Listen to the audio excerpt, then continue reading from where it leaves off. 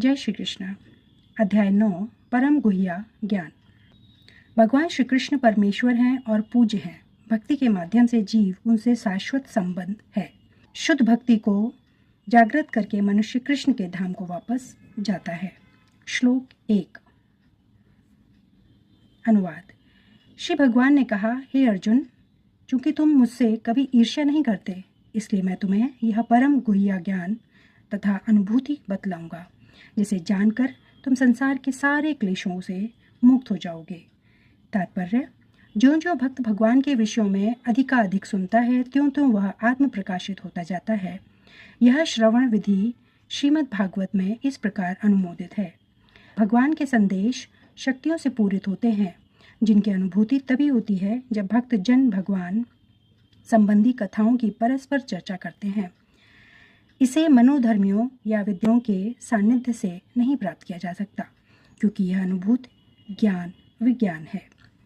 भक्तगण परमेश्वर की सेवा में निरंतर लगे रहते हैं। भगवान उस जीव विशेष की मानसिकता तथा निष्ठा से अवगत रहते हैं जो कृष्ण भावना भावित होता है, और उसे ही वे भक्तों के सानिध्य में कृष्ण विद्या को समझने की बुद्धि प्रदान करते हैं। कृष्ण की चर्चा अत्यंत शक्तिशाली है, और यह यदि सौभाग्यवश किसी को ऐसी संगति प्राप्त हो जाए और वह इस ज्ञान को आत्मसात करे, तो वह आत्म साक्षात्कार की दिशा में अवश्य प्रगति करेगा।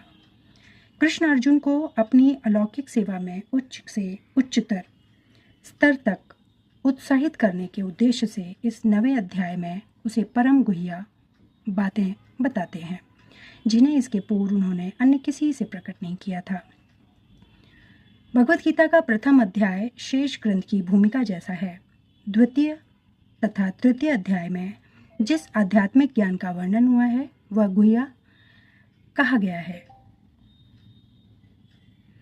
7वें तथा 8वें अध्याय में जिन विषयों की विवेचना हुई है, वे भक्ति से संबंधित हैं और कृष्ण भावनामृत पर प्रकाश डालने के कारण गुह्यतर कहे गए हैं। किंतु 9वें अध्याय में जो अनन्य शुद्ध भक्ति का ही वर्णन हुआ है, किंतु 9वें अध्याय में तो अनन्य शुद्ध भक्ति का ही वर्णन हुआ है। फलस्वरूप यह परम गुह्या कहा गया है। जिसे कृष्ण का यह परम गुह्या ज्ञान प्राप्त है, वह दिव्य पुरुष है। अतः इस संसार में रहते हुए उसे भौतिक क्लेश नहीं सताते।